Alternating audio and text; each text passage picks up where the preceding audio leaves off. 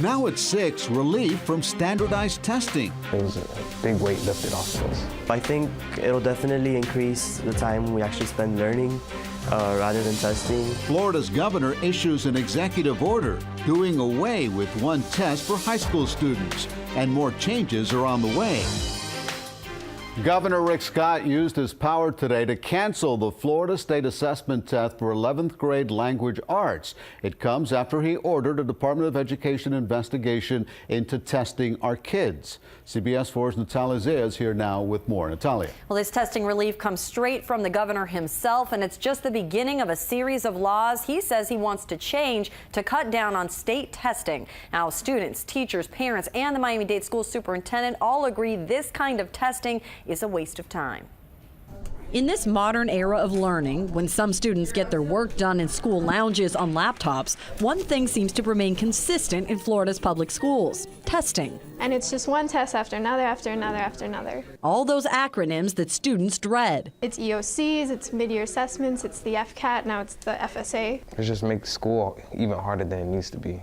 Miami-Dade School Superintendent Alberto Carvalho says he's been advocating cutbacks to standardized testing for years. What I object to is having multiple tests to assess the same standards.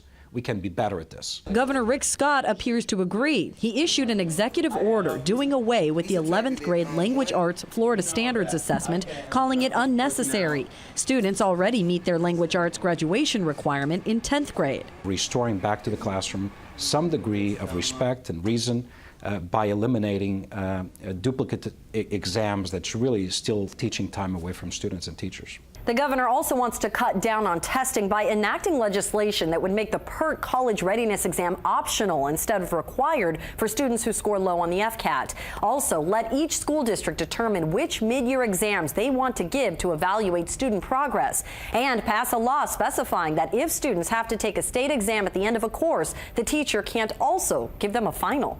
High school juniors say they're already up to their eyeballs in exams, and they and many parents welcome the governor's plan for testing relief. I think it'll definitely increase the time we actually spend learning rather than testing. I think that's the best thing to do because this is too much.